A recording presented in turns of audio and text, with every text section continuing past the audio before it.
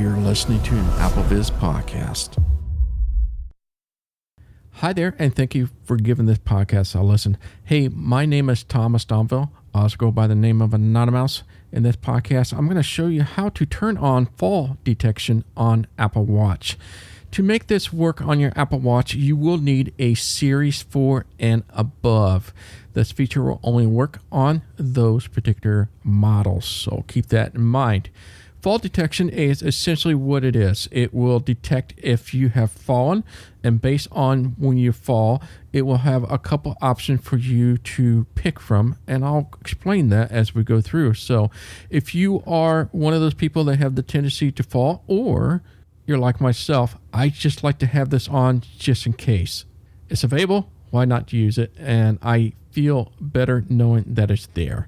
Now, just a little note here. If you have told Apple Watch or your iPhone that you're 55 and older, this feature is going to be automatically set to on, so you will not have to turn this on yourself. All right, so basically you can just get your iPhone out, and we're going to go to the Watch app itself. So I'm going to go over there. Watch. From here, one finger double tap to open up. Watch all watches button. And we're going to swipe to the right, or keep swiping to the right until you get to the Emergency SOS. Emergency SOS button. And go ahead and double tap this. Emergency SOS heading. And we're going to swipe to the right until we get to fall. Fall detection off.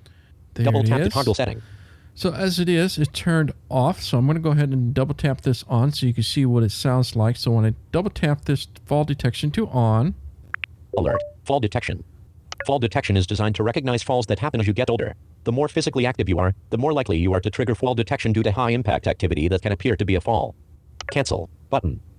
So we've got two options. We've got to cancel. Confirm button. And confirm.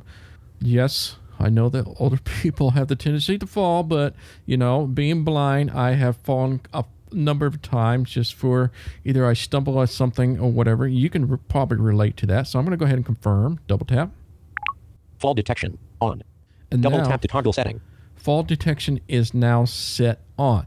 Now, if you're curious, what happens after you do a fall? What exactly can I expect, and what will happen? Well, first of all, if it detects a fall, you're going to hear an audible alert coming from your watch. It's going beep, beep, beep, beep. And so it does this alert thing. And basically, just check your watch face, and it'll have three options. Now, two things are going to happen here.